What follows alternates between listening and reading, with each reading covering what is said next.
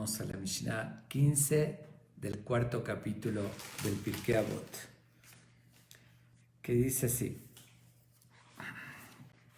Rabbi Yanai Omer. Rabbi Yanai solía decir: En beyadenu lo mi shalvat al shaim velo mi surei tzadikim. Un dicho así terminante, filosófico, refiriéndose a una pregunta, no sé, que tiene la edad del mundo casi. En todas las generaciones surgió esta pregunta filosófica que dice: En beyadenu, no tenemos en nuestras manos. Quiere decir, en beyadenu, dice que no sabemos, no está en nuestras manos entender. Dice, lo mi shalvat al shaim, ni porque en ocasiones les va muy bien a gente malvada, y lo contrario, veaf lo mi surei tzadikim. Y por otra parte, porque vemos gente justa y buena que llegan a sufrir. ¿Ok? Esta es una pregunta, como dije, eterna, pero antes de analizar un poquito más este dicho, vamos a hablar, como siempre, quién es el autor de este dicho. ¿Quién es este sabio Rabbi Yanai? Rabbi Yanai realmente, habían dos. Uno que se menciona en el Talmud de la Gemara. Ya lo expliqué en alguna otra ocasión, que hay hubo dos épocas y también dos conceptos. Primero, que es la Mishnah, que nosotros todo lo que estudiamos ahorita en el Pirkei Avot es de la fuente de la Mishnah. De esas épocas hubo varias generaciones que escribieron la Mishnah, como lo vimos en el Pirkei Avot, desde Shimon, Antignos, Hillel, etc. Y después de muchos años fue la época de la Gemara. La Gemara fueron los rabinos que vivieron después y que explican la Mishnah. Entonces ustedes pueden ver en el Talmud que siempre empieza con una Mishnah y después está la Gemara, que es la que la explica. Entonces había un Rabbi Yanai que se menciona varias veces en el Talmud, que está en la Gemara, que es otro. Él es de otra época de la Mishnah, él no se lo menciona mucho, realmente encontré muy poco acerca de él, prácticamente aquí se menciona y en algún Midrash. Nada más voy a compartir con ustedes para dos enseñanzas de él.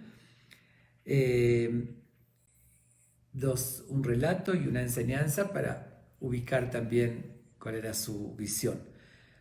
Una historia que cuenta el Midrash es que en una ocasión Rabbi Yanai ve a un extraño, un forastero, pero que se veía muy respetable, bien así vestido, y se veía como que una persona, como que un personaje.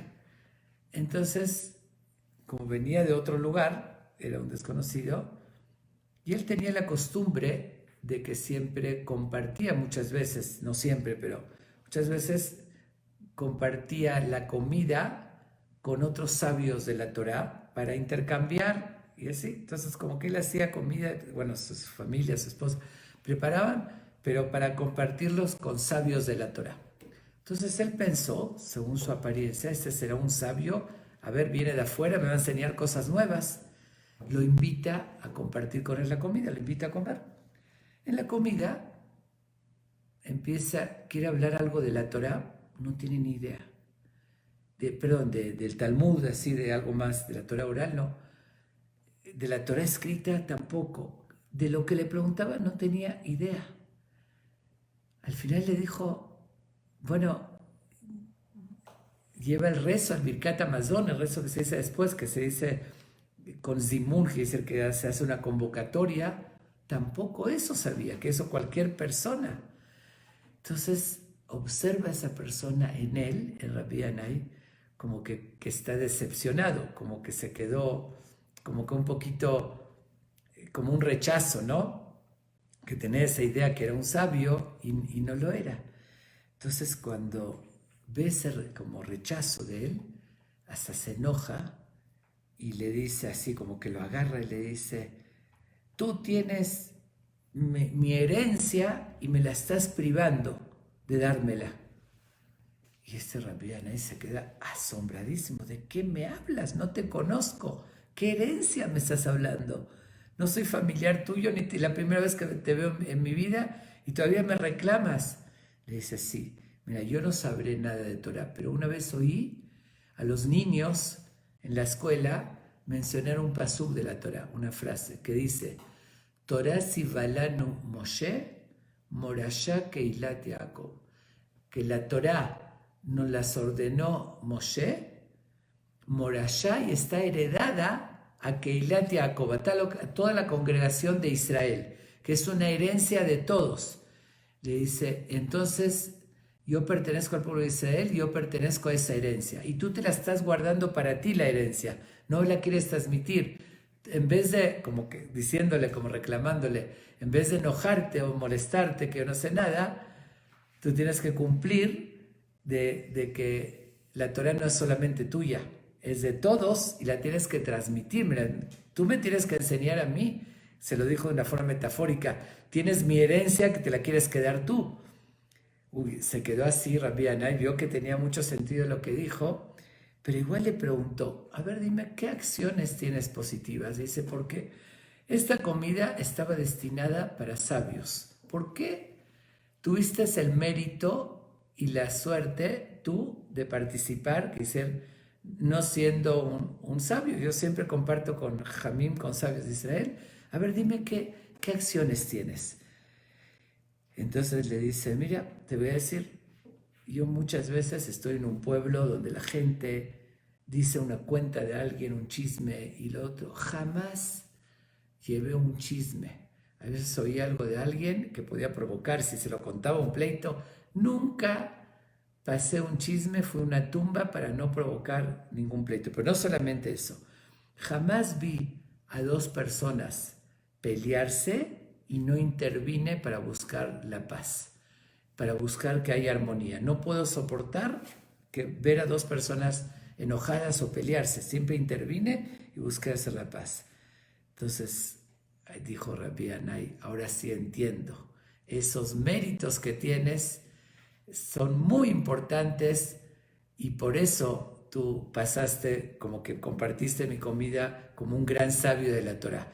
Por esas acciones tan importantes de no ser chismoso y de buscar la armonía, se te considera como mérito, como si eres un gran sabio de la Torah. Ahí lo entendió por qué Dios hizo de esa manera, porque de alguna manera él reaccionó y lo quiso invitar, que era una comida que siempre la compartía con sabios.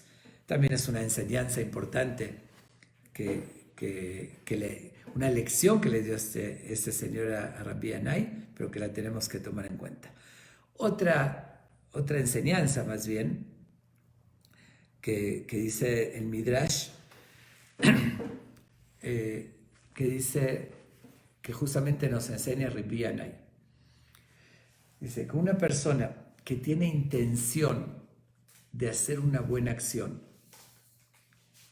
y estaba planeando, quiero ayudar a alguien, quiero hacer esta mitzvah, y al final termina haciéndola, nos enseña Rabbi Yanai que tiene doble mérito, dos mitzvot. Una fue la intención, cuando ya pensó y planeó hacer una buena acción, ya se le considera un mérito. Y la segunda, el hacerlo, el llevarlo a cabo, la acción en sí. Ahora, si esa persona no llevó a cabo la mitzvah, la acción que planeaba hacer, la buena acción, depende. Si él tenía intención y después ya no quiso, se arrepintió, ya no quiero hacerla, ya no tuvo voluntad, entonces ahí sí no le contó. Pero si tuvo la intención y después tuvo un obstáculo, un imprevisto o algo que no lo pudo hacer, pero como tuvo la intención, sí se le cuenta como si lo hubiese hecho y ahí igual tiene mérito. Entonces, repito, son tres situaciones diferentes. Así nos enseña Rabbi Yanai. La primera no es la Mishnah de Pirkei Avot. Estoy leyendo primero el Midrash que habla de él y ahorita vamos a estudiar lo que nos enseña él. Entonces, la primera situación es si tuvo intención y también lo hizo, Entonces tiene doble, por la intención y por la acción. La segunda escena es si tuvo intención y después se arrepintió, al final no le dio ganas, ahí sí no tiene ningún mérito. Y la tercera escena es que tuvo intención, pero tuvo un impedimento, un obstáculo que no le permitió. Entonces, como tuvo intención y quiso hacerlo y no pudo por una fuerza mayor, entonces se le cuenta como si lo hizo. Así primero, dice el Midrash, esa enseñanza nos transmite Rabbi Yanai. Después sigue diciendo, nos relata que Rabbi Yanai una vez ve en la calle que había una persona encargada, un gabay, un encargado, que estaba recolectando dinero, pregonando así, que necesita dinero, ayuda para casar a una pareja que quería casarse y no tenía los medios para hacerlo. Eso se llama en hebreo Achnasat Kalá, que dice permitir que una novia se case es un mérito muy grande. Y veo a un pobre que cuando ve a esta persona juntando dinero, se lamenta acerca de él mismo. Dice, pobre de mí, que no puedo, que no tengo los medios para poder ayudar y que se case esta pareja. Si tuviese los medios, no lo dudaría un momento de hacer esta gran mitzvah, este gran mérito de ayudar a una novia que se case. Así se estaba lamentando ese pobre. ¿Ok? Pasa un tiempo y fallece este pobre. Se entera Rabbi Yanai, que lo había oído esa expresión, y decide él mismo hacerle la levayá, es decir, hablar sobre él, es decir, acompañarlo en su última morada. Hablar sobre él, va y dice lo siguiente: esta persona acaba de fallecer, un gran Gomel Gesed, una persona que ayudaba a los demás. La gente que lo conocía, sus familiares y demás, se le acercaron y le preguntaron, oye, ¿cómo dices eso? Todos sabemos que era un pobre, miserable, no tenía para comer, ¿cómo va a ayudar a los demás? Dice, no, él recibe este título que ayudaba a los demás. ¿Por qué? Yo lo oí cómo se expresó. Cuando vio a alguien que estaba juntando, recolectando dinero para ayudar a unos novios, él tenía ganas y quería hacerlo y se lamentó y dijo, pobre de mí que no puedo, si tuviese dinero lo ayudaría. Como tuvo la intención, Dios se lo contó, se lo cuenta como si lo hubiese hecho. Así es el famoso dicho, dice, Mahashabat Tová, Mistarefa le Maaseh. De aquí sale este dicho, de la enseñanza de él, con una buena intención, uno no pudo hacerlo, Dios se lo cuenta como una acción. Obviamente que siempre y cuando no que dejó de hacerlo porque le dio flojera o porque ya no quiso, sino porque, como en este caso el pobre que no podía, fuerza mayor, no tenía los medios. Sigue diciendo, terminando la idea, Rabbi Yaná, que si una persona no pudo hacerla, pero motivó a otra persona que lo haga, lo convenció, entonces el que lo hizo tiene mérito y él tiene doble mérito, una por querer hacerlo y dos por motivar al otro. Quiere decir, aquí dos personas recibieron 3 méritos. Él doble si orilló al otro por la intención y por orillar, y el que lo hizo, el que lo llevó a cabo por la acción en sí. Que esos también son enseñanzas para tener muy presente, que siempre uno tiene que planear y buscar hacer buenas acciones. Entonces, si la hizo, que bueno, va a tener doble mérito, la intención y la acción. Y si no pudo, tuvo un obstáculo, igual ya tuvo la mitzvah, el mérito por haberlo planeado. Bueno, eso es al margen de la Mishnah. Vamos a estudiar ahorita lo que nos enseña Rabbi Yanai. Dice así, como lo mencioné, en Beyadenu, lo mishalvat al shaim velo meisurat tzadikim. Dice, no está en nuestras manos entender. No es que no confundamos, no que no tenga una explicación y muy justa. Simplemente nos resalta, en vez de tratar de dar hipótesis que a veces se llegan a dar, y se puede dar muchas hipótesis y posibilidades de decir por qué sucede. Pero Rabbi Yanai nos dice con una sentencia así, terminante, concreta, hasta aquí, no le des vuelta a eso. Lo único que tenemos que entender es que no entendemos. Dice, en Beyadenu, no puede estar en nuestras manos porque el parámetro, la visión, cómo se miden las cosas en otra dimensión, cómo Dios las mide, es tan diferente, tan distante y lejana de cómo nosotros lo hacemos, que no podemos siquiera comenzar el ABC, el principio del entendimiento de la mente de Dios y de la dimensión de la eternidad del Creador. Él, el que establece bueno y malo, es un concepto muy diferente a nuestro parámetro. Si nos ponemos a pensar lo que nosotros consideramos bueno y malo como lo que es de verdad, nada que ver. De verdad es otro concepto. En muchas cosas nos equivocamos. En primer lugar, la pregunta eterna, que Moshe Rabbenu también está escrito, dice el Midrash, que le preguntó a Dios, Madúa derech reshaim tzaleja, ¿por qué vemos malvados que les va bien? Y fue cuando Dios le dijo a Dios, Odien inay derajeja, le dijo Moshe, quiero conocer tus caminos, quiero entender cómo tú manejas el mundo, que es incomprensible, vemos tantas cosas ilógicas o injustas aparentemente. Entonces Moshe le preguntó, y por eso le dijo, Haré ninat que bodeja, muéstrame tu santidad, que se quería verlo. Por lo general uno lo traduce que quería ver la imagen de Dios, no es exactamente. Dios no tiene una imagen física. Quería entender la esencia, cómo Dios maneja el mundo. ¿Y qué le contestó Dios? Kilo irani a Adam Vahai. Le dijo, no existe, no me puede ver ninguna persona y mantenerse con vida. Si el alma vía a Dios se separa, en este mundo no podemos ver a Dios, que si no podemos entender. No podemos entender otra dimensión de una dimensión física. Así como el feto no podría entender qué es este mundo estando en el vientre de su mamá, y por más que digamos que podría razonar y le expliquen, hasta no verlo no va a saber. Nosotros tenemos que entender también cuando estamos en esta dimensión, si queremos entender otra dimensión, no existe, no tiene que ver con la inteligencia. Aunque lleguemos al nivel más alto de inteligencia, no podemos entender hasta verlo, hasta vivirlo, que sea hasta pasar a esa dimensión. Siempre lo digo con un ejemplo, tal vez lo dije en alguna de las explicaciones, pero es un ejemplo que repito mucho porque es tan exacto para definir, para entender esta idea de que no está en nuestras manos responder a esas preguntas. Siempre lo digo que nosotros en esta vida nos comparamos a una persona que Dios no lo quiera, nace ciega.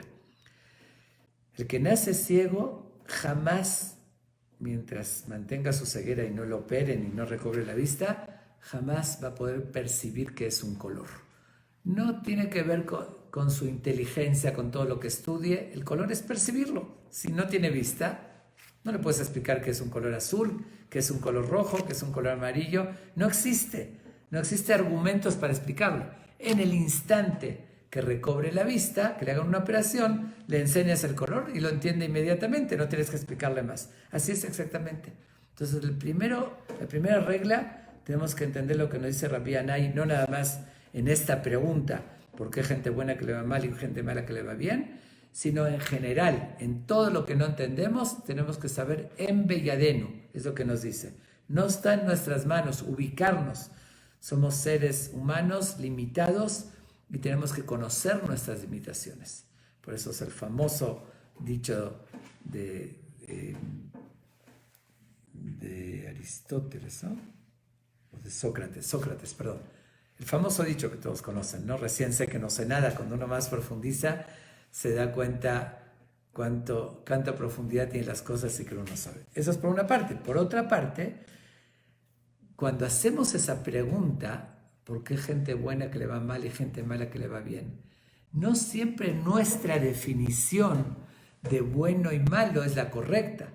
Muchas veces podemos ver las apariencias. Podemos ver una persona que dices, bueno, este es un santo. Mira cómo está vestido con esa barba, mira cómo reza, horas rezando, y sí puede tener esa apariencia de ser un santo, pero ante los ojos de Dios, nosotros no sabemos su comportamiento con el prójimo, su comportamiento en su casa, en lo íntimo, en sus cosas. Puede ser que parece un santo y no lo es para nada a los ojos de la sociedad. Entonces, si le va mal, dices, ¿cómo puede ser ese sufriendo? Y puede ser una persona mala, que nosotros lo vemos como alguien que no cuida los preceptos y demás, y esa persona tal vez en secreto tienes noble y ayuda en secreto y hace cosas o hace acciones que le hizo de todo corazón y lo demás porque así fue educado por su infancia, por las circunstancias, y ante los ojos de Dios es una persona más buena que la otra. Y uno dice, ¿por qué le fue bien? Entonces, el definir, dice, como aquí lo llama, tzadikim y reshaim, los malvados y los justos, ni eso tenemos la capacidad, porque nosotros nos vamos según las apariencias, y es lo que dice el Maimónides, que a veces uno hace un precepto que lo hizo con toda la devoción, con todo el sentimiento, con sacrificio, que vale por 1000 que hizo otro, rutinariamente y más superficialmente, y viceversa. A veces una persona justa comete un error con todo el conocimiento y la responsabilidad que tenía, pero lo hizo con alevosía y ventaja, y vale por 1000 que hizo otra persona que ni lleva la religión, pero que no, así fue educado y no lo hizo con dolo. Entonces nosotros no tenemos ese parámetro para medir quién es bueno y quién es malo, en primer lugar. En segundo lugar, bueno, muchos puntos, que es un tema muy profundo y muy extenso, pero nada más digo como un enfoque general, una forma de un panorama, para ver el panorama un poquito más amplio a nuestra limitación, ¿no? Que vemos nada más los hechos. Es muy conocido también el concepto que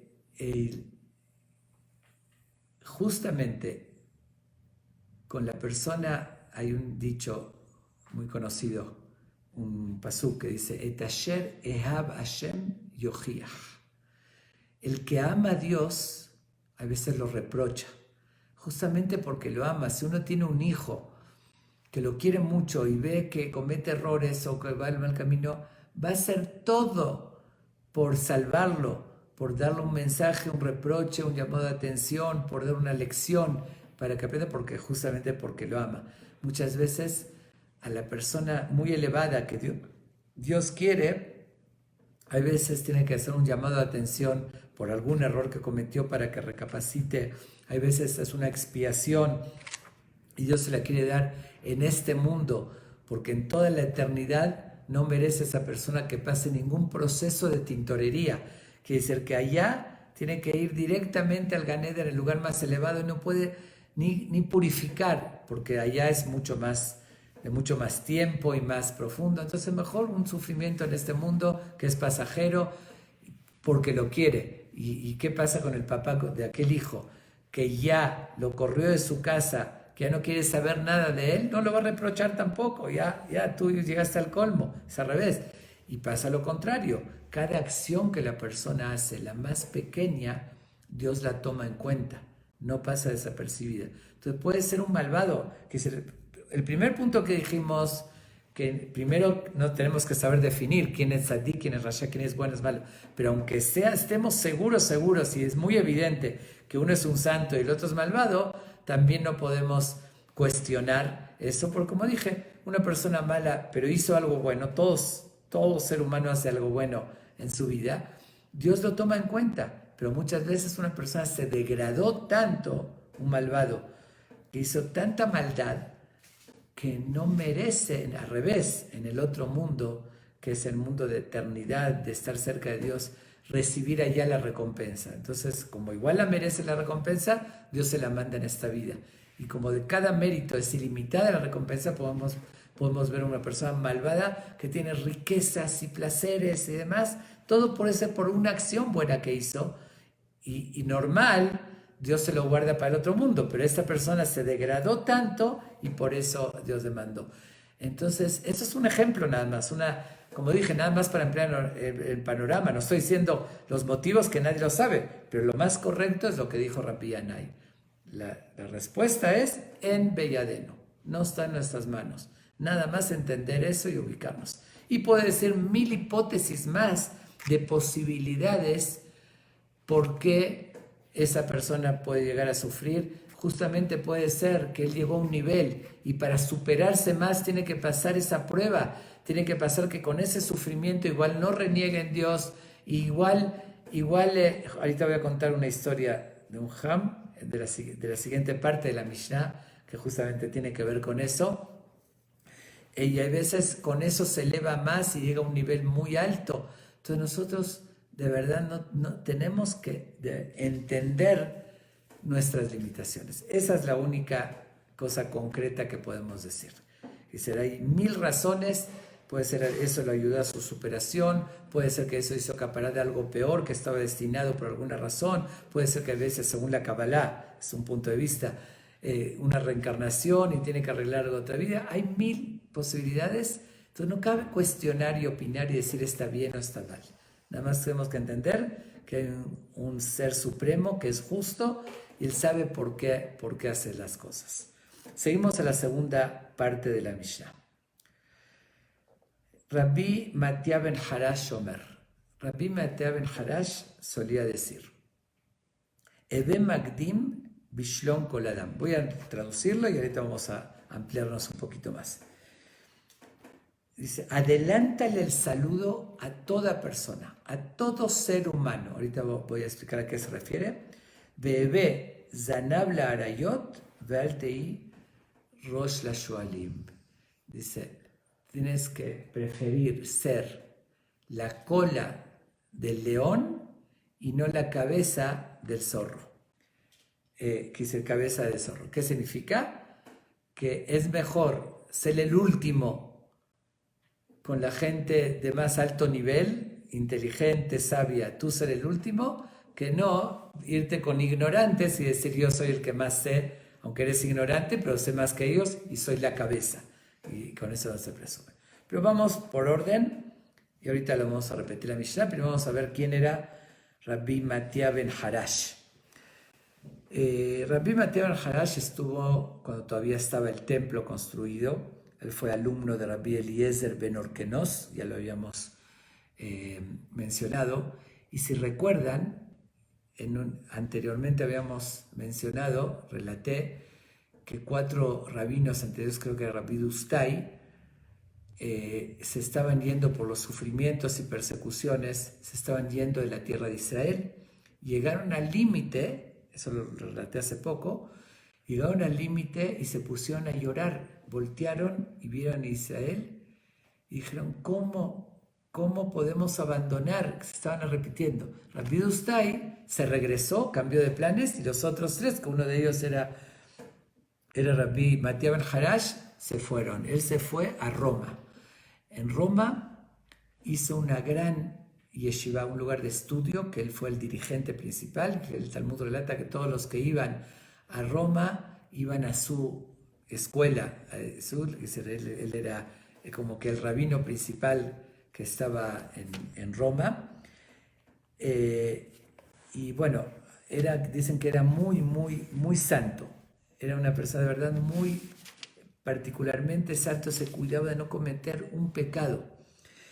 El Midrash comenta una historia acerca de él, pero es interesante esto, que voy a contar la versión del Midrash y posteriormente se encontró unos manuscritos en un pergamino muy antiguo, en Múnich. Se encontraron esos manuscritos que relata la historia original y que menciona que el Midrash la contó diferente por la censura. Y ahorita voy a contar primero la versión del Midrash y después vamos a la versión del manuscrito, que aparentemente es la auténtica, que tiene sentido por justamente por evitar el riesgo de mencionar lo que dice en el manuscrito que cuenta la historia original de él. El Midrash lo cuenta más sintetizado y cuenta que Rabbi Matia Ben Harash, este Ham que está hablando aquí en esta Mishnah. Dice, era de verdad un santo, tenía una luz en la cara, se dedicaba así a lo espiritual, al estudio, y una historia similar a la de Job, de Job que cuenta el Tanaj, que Job era muy, muy justo y que el Satán fue a acusarlo con Dios, más bien fue a retar a Dios, decir, esta persona es muy justa porque no tuvo pruebas, porque todo le va bien. Si yo lo pongo a prueba, vamos a ver si le va a pasar.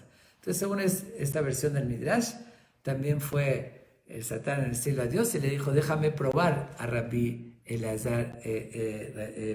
Matia Ben Harash. Lo voy a probar, vamos a ver. Dios le dijo, a ver, pruébalo, vas a ver que no va a caer en la tentación. Y comenta el Midrash que se disfrazó como una mujer hermosa, ha sido una belleza pero impresionante, y fue donde él estudiaba, se le presentó de un lado, él volteaba y se le iba del otro lado, volteaba y se le iba del otro lado, hasta que lo llama a su alumno y le dice que le traiga un metal caliente, se lo trajo, no sabía para qué, y se pica los ojos, se enceguece a ese grado, porque vio que antes de caer en la tentación. Y después dice que Dios le mandó al ángel Rafael a que lo cure. El primero se negaba y le aseguró Dios que no jamás va a ser más probado. Ya demostró su santidad. Esa es la versión del Midrash.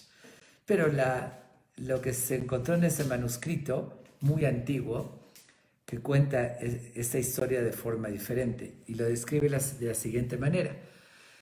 Dice que este Rabbi Matia Ben Harash era único hijo de sus papás.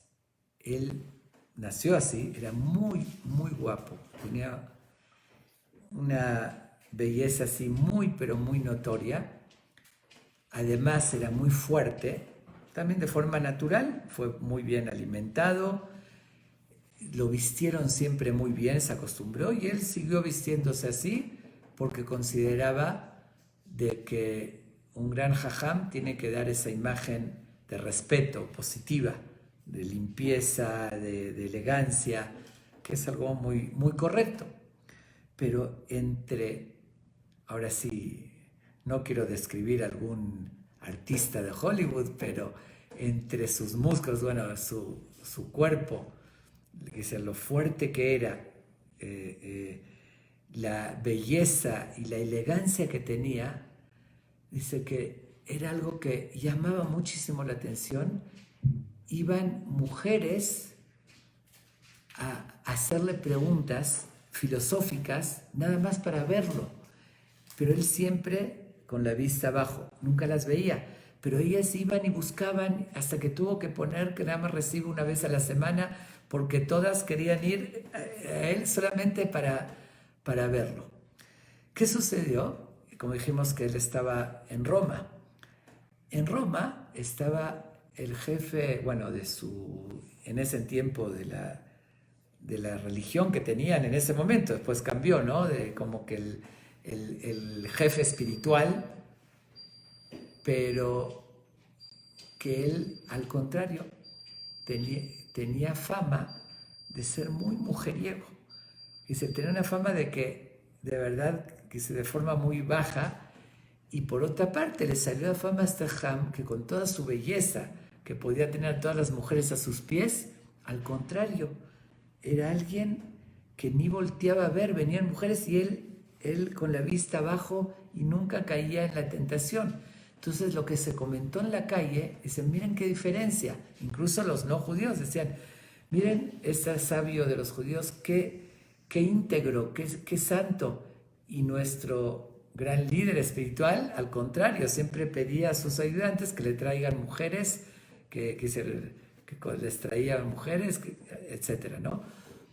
Entonces cuando este líder espiritual de los romanos se entera esos comentarios que la gente está hablando de esa manera, ¿no? Alabando a Rabbi Matia Ben Harash y por otra parte al revés, criticándolo a él, le dio tanto coraje y tanto odio.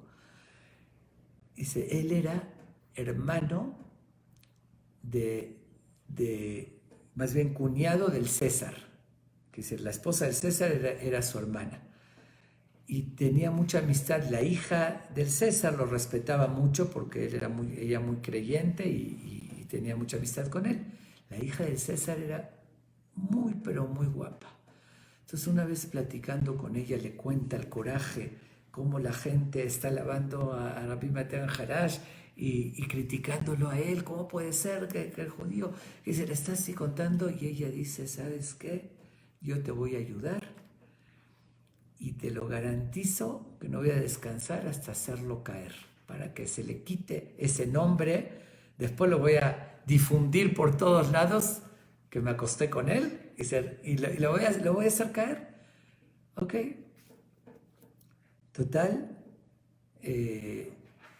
efectivamente se viste así, ya saben, muy elegante, provocativa, todo lo que sea, y va hacia el lugar de estudio, le dice al ayudante de él, ¿sí?, que era la hija del César, que necesita hablar con él, unas preguntas filosóficas que tiene, que era muy común en esa época, ya lo mencionamos en muchos jamim, dice, ay, matronita, esa señora de la alta sociedad que le hacía preguntas de la Torá, era muy común en esa época, así.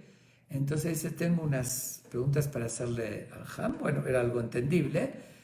Cuando, ok, la hace pasar, es la hija del César, no se la puede rechazar, la hace pasar y ella le dice que quiere hablar más tranquila, en un cuarto encerrados, no quiere frente a los demás.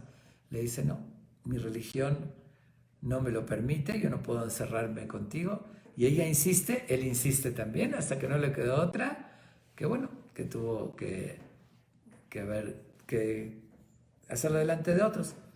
Empieza a hablar, a dialogar, a buscar, así, a hacer nada. Él, sin levantar la vista, le contesta lo que tenía que contestar, trata de no extenderse, se dio cuenta que ella quería, bueno, total, vio que no pudo, regresa otra vez, empieza de vuelta como que a buscar cómo provocarlo y así, y todos los intentos, ya se cansó, hasta que una vez le dice directamente, le dice, yo me lo propuse y quiero estar contigo, y no voy a descansar hasta lograrlo, como decir, te voy a seducir y lo voy a lograr, ¿ok?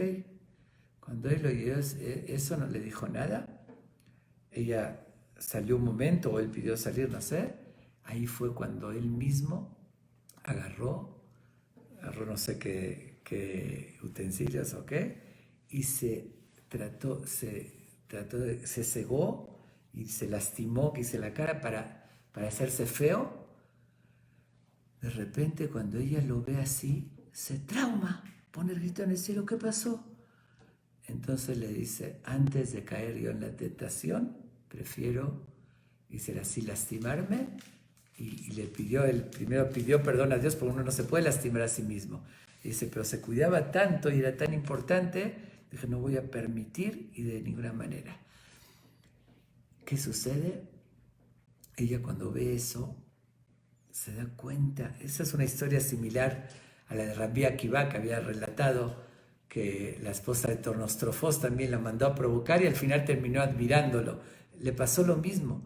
Cuando vio que hasta ese grado se lastimó y con tal de protegerse de no caer y por otra parte la gente que ella concurría, su mismo tío, el que la mandó, qué bajo que era y su comportamiento, se empieza a llorar y a arrepentirse y a pedirle perdón bueno, y le cuenta, ¿no?, que la mandaron y se dio cuenta ahorita qué persona santa es, le implora que la perdone, empieza a llorar, va con su papá, con el César, y le cuenta y le pide que por favor mande de los mejores doctores para curarlo, porque ella lo provocó, fue su culpa, que le hizo un daño siendo una persona tan santa. El César manda doctores y él los rechaza. Y aquí es donde entra esa parte milagrosa que relata también ese manuscrito, que ahí sí entra lo que dijo el Midrash, que Dios mandó al ángel Rafael, que lo cure Y él lo quería también, le dice, ya no quiero más, como era guapo así, dice, no quiero más provocaciones, no quiero que me molesten, no quiero quedarme así para que ya no me estén molestando. Ahí fue cuando dio un eco, y un ángel le dijo, Dios te garantiza que nunca más vas a tener pruebas. Dice que ya demostró al extremo su nivel y su santidad y que nunca más. Este es el gran santo Rabbi Matías ben Harash. Vamos a ver qué nos... Ay, por cierto, después termina esa misma historia, ese relato, que al final a ese líder espiritual que lo quiso provocar, estaba en su carroza y parece que llevaban un tigre que se salió de la jaula y lo devoró. Y todos dijeron, eso es por lo que le hizo a este gran Ham. Que eso fue algo público, que se supo, porque ella misma se decepcionó de él, de su tío, y lo publicó, y entonces después dijeron que fue por eso. Bueno, eso es como les digo siempre, yo lo paso al costo lo que está escrito. Ahora sí, si es la versión del Midrash, el manuscrito, que parece ser que, y termina diciendo el manuscrito, que porque el Midrash, que después se transmitió de otra manera, porque en la historia se ponía en evidencia a la hija del César y a un gran líder espiritual que iba a ser, obviamente iba a provocar eso, la censura no lo permitió, entonces se transmitió y se escribió la historia de otra manera para no mencionar estos datos, ¿no? de la hija del César que fue a provocarlo, obviamente que era algo humillante, y lo mismo de este líder, cómo terminó y todo eso. Pero es una historia, bueno, impresionante. Ok, este es Rabbi Matías ben Harash, que hablamos de él. Vamos a ver qué nos enseña. Ebe Magdim Bishlon Kol Adam. Él lo dijo, adelántale el saludo a toda persona. No puedes sentirte, ya lo estudiamos en otra ocasión con otra idea, llegar a sentirte superior, decir, no, yo voy a saludar a ese de la calle. Y él lo dijo en Roma, refiriéndose incluso a los romanos, que como dije eran enemigos, no, que dicen gentiles, enemigos, a toda persona. Dice, toda persona está hecha en imagen y semejanza divina. Tú no puedes decir quién es más, quién es menos, quién merece el saludo, quién no merece. Y tú adelántalo, dice. No nada más que tienes que saludar a todos. Tú tienes que adelantar el saludo y no llegues a pensar. Y esto se puede relacionar lo que dijimos antes. Dijimos que no sabemos de los sufrimientos de la gente justa, del bienestar de los malvados. Una de las razones, pues no sabemos ni quién es justo ni quién es malo. Entonces dice, por lo mismo, tampoco tienes que adelantarle el saludo a todos. No sabes, este es muy malo, no sabes qué hay detrás. Igual, todos tienen derecho, pero además adelantar, demostrar el respeto a todo ser humano. Sigue diciendo, Ebez Danab la Arayot, Verti Rosh Hashualim. Como dijimos, sé la cola de los leones y no cabeza de los zorros. ¿Qué significa? Justamente Julio César, el famoso Julio César, en sus escrituras, tiene un dicho exactamente lo contrario. Él dice, no me acuerdo con qué palabras lo dijo, lo escribió más bien, como sé jefe, no sé dónde, líder en tal pueblo, en un pueblo, el principal y no el segundo en Roma.